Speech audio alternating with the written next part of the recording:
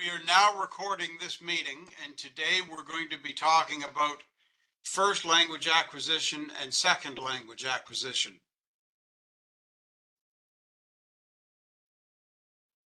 I'll start sharing my screen with you.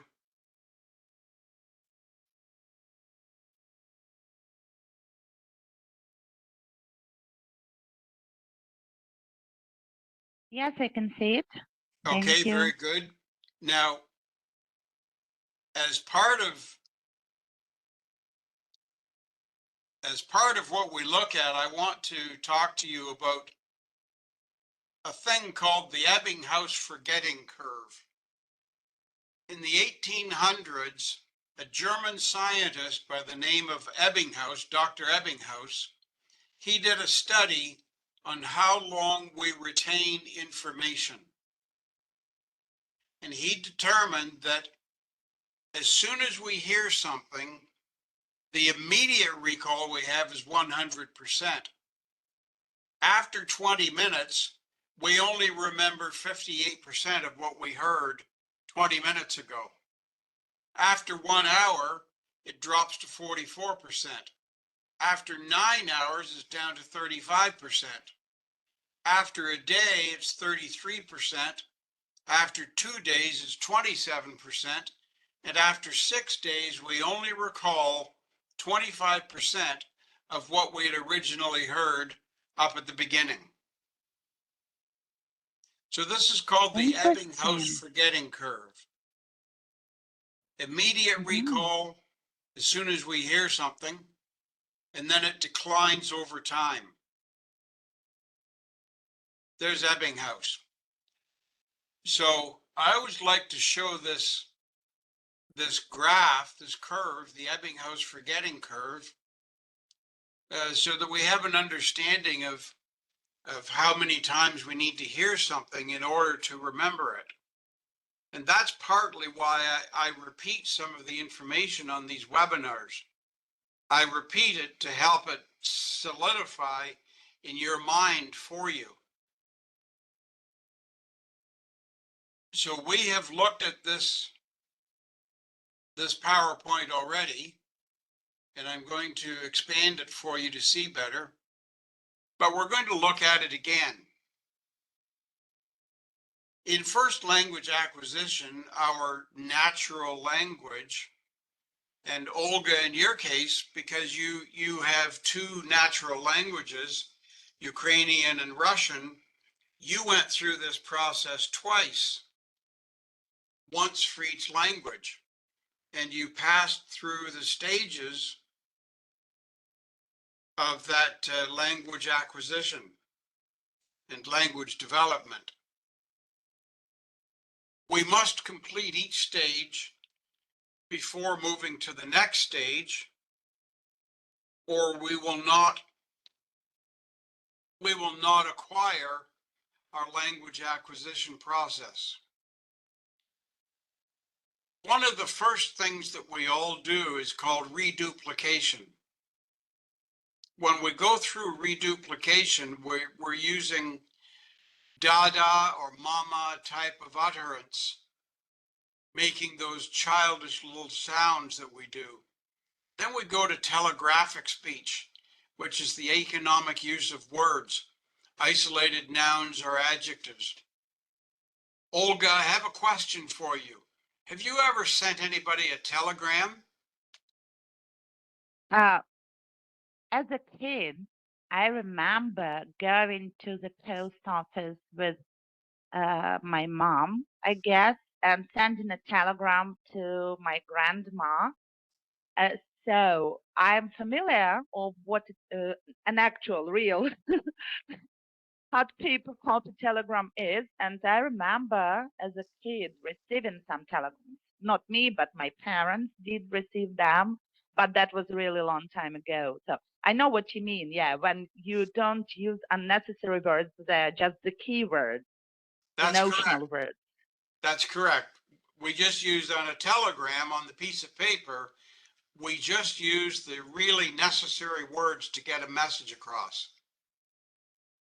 So telegraphic speech as a phase of learning a language that children go through, they use isolated nouns and adjectives very similar to a telegram that we would send on paper. That's exactly right. Thank you. The mother or the parent plays a very important social interaction role with the young child, modeling speech patterns and modeling words, use of words. And in 1965, Chomsky came up with his theory of the language acquisition device. And he proposed that we all have this innate predisposition to learning language. We're born with the wiring in place. And before the recording started, Olga and I were talking about this, about how it's so amazing that as young children, we have this in our brain, we have this language acquisition device already built into our minds, and we just need exposure to the language to trigger the use of this language acquisition device. Yeah, it's truly amazing. It is very amazing.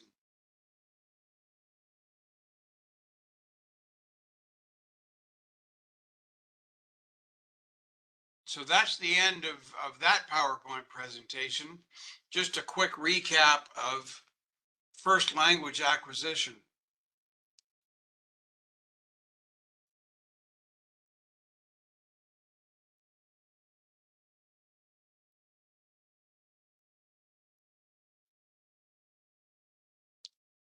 So Celeste says she's still been trying to get in with the link, but it's not working. She's been trying several links.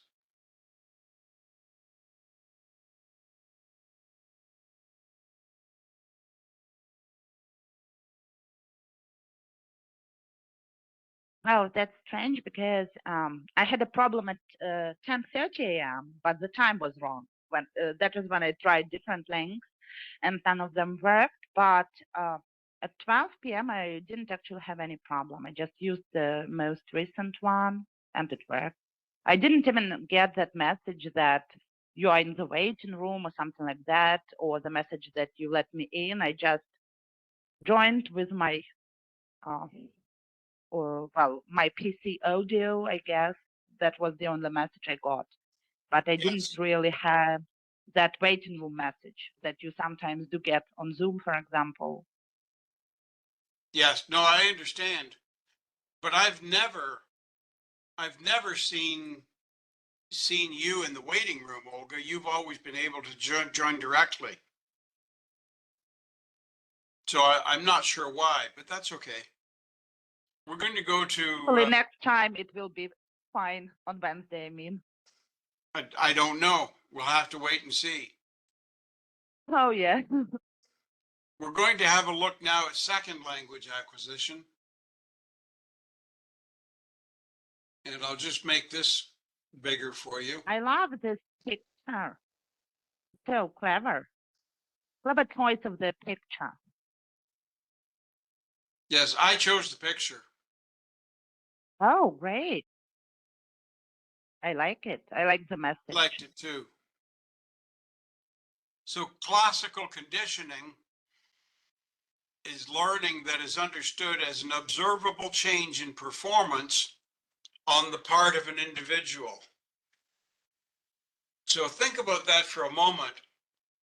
Observable change in performance. Learning, if we learn how to do something, then there is a change in our ability to do something. And if it is an observable change, then that indicates that we have learned something new. So learning is understood as an observable change in performance on the part of an individual. It is brought about in two distinct ways, either of which involves the mechanisms of stimulus and response. Learners bring to the learning process their creative ability to perceive and detect relationships and to recognize analogies and contrasts. They are interactive, influencing the environment, and conscious of at least a part of the process of language acquisition. A living language is one that the student learns to think in.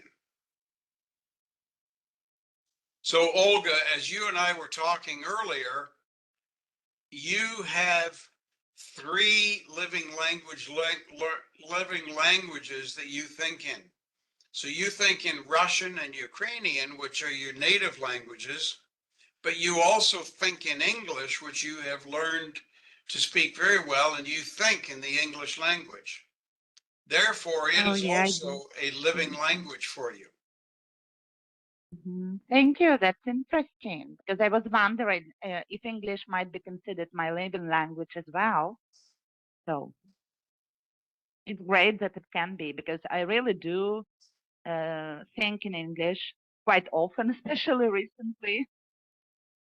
When you are in an English-speaking environment where everyone speaks English, and you get used to talking to a lot of people in English, and Right.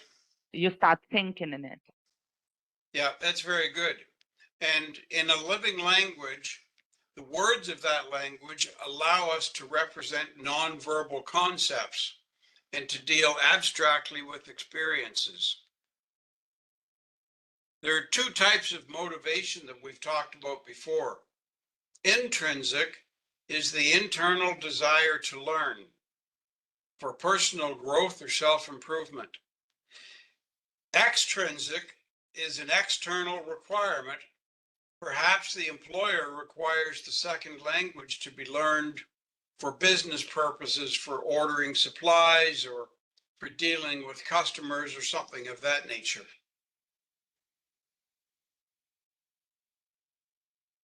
Noam Chomsky was an American linguist, a philosopher, cognitive scientist, and historian. He was a major figure in analytic philosophy, one of the founders of cognitive science. He played a pivotal role in the decline of linguistic behaviorism, particularly critical of B.F. Skinner. B.F. Skinner was a very important behavioral psychologist. This is a diagram of the language acquisition device that Chomsky claims we all have inside our brain when we're born.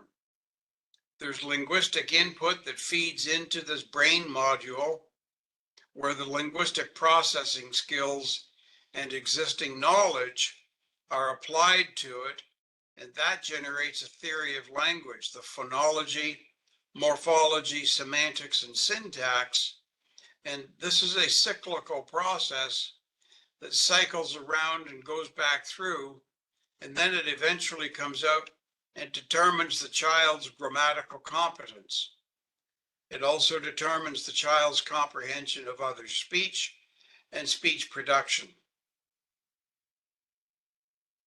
On the internet, see, this is my source. I copied this from an internet search.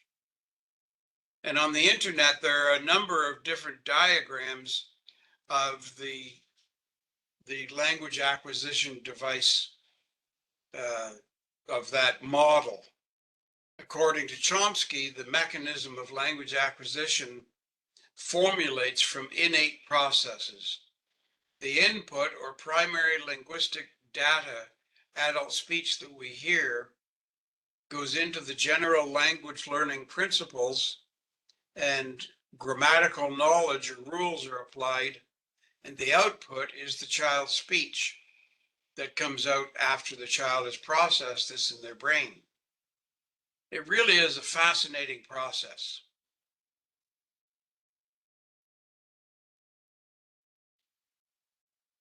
Well, it's wonderful actually when you think about it, how it works.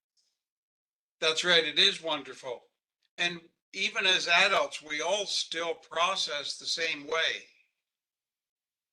We hear things that come in, we apply the rules we know inside our minds, and then our speech generates out.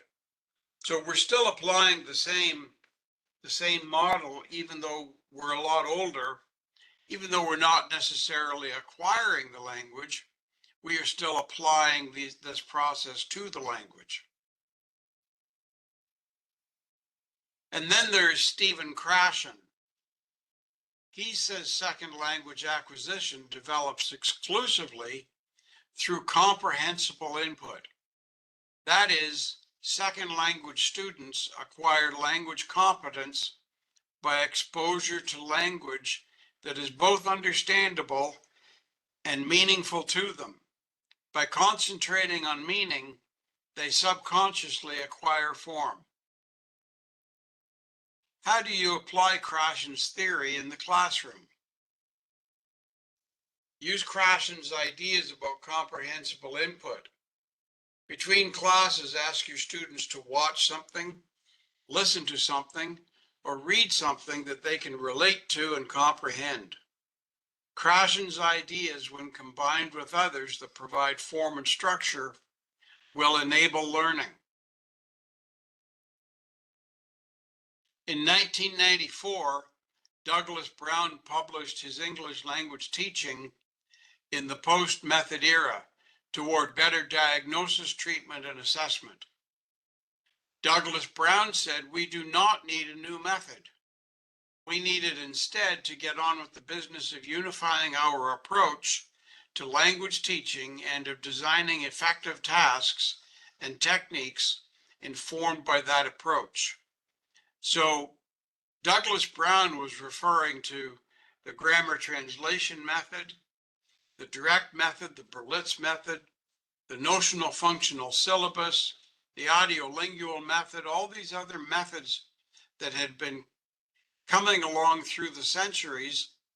And by the time we get to 1994, he said, enough is enough. We just need to combine these all together. We need a unifying approach. We need to unify everything so that we can have one technique or one teaching method that will work in most situations. And we can go to all those other methods if we need a specific piece of information. And that's how we came up with the communicative language teaching. So these are Brown's 12 principles. They are all lined up to help the young student become an effective communicator. So these principles are listed in the Canvas platform as well, so I'm not going to spend a lot of time on this slide. So the diagnosis, treatment, and assessment.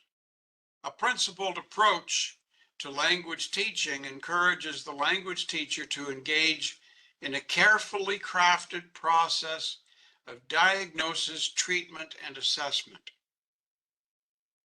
In the diagnosis stage, this begins with the curricular plans and continues as an ongoing monitoring process in the classroom. The language curricula calls for an initial study of what Richards in 1990 calls situational needs, or the context of the teaching.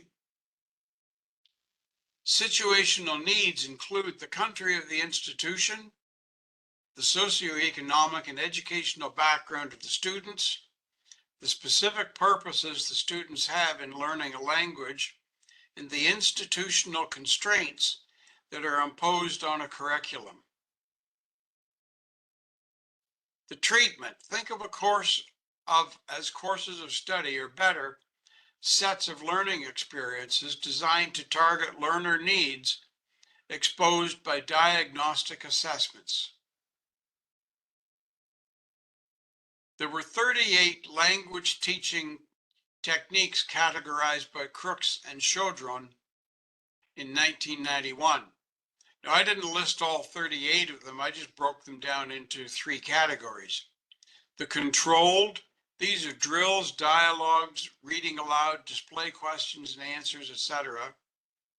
Up to semi-controlled, the referential questions or answers, cued narratives, information gap activities, etc.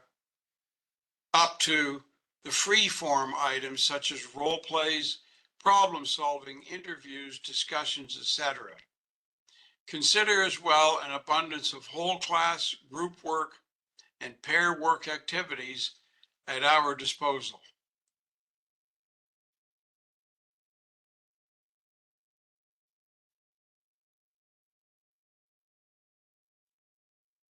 Assessment. This is the methods of old offered nothing in the way of assessment techniques. Today, the language testing field has mushroomed into a highly developed and sophisticated field with numerous facets. With an increased emphasis on ongoing assessment of students' performance as a course progresses, or what has commonly been called the formative evaluation. With formative processes of assessment in place, teachers can make appropriate mid-course pedagogical changes to more effectively reach the goals of the course. The notion that evaluation must be confined to summative end of term or end of unit tests alone is vanishing.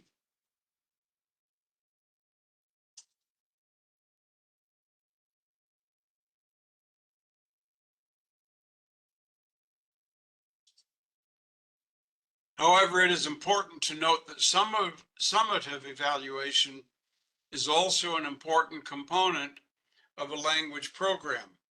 The difference between current summative testing philosophy and the presupposition behind methods that one size fits all can be seen in a wide variety of assessment batteries that cover both production and comprehension skills, a range of assessment tasks, individualized including computer adaptive tests, and increased attention to the communicative properties of tests.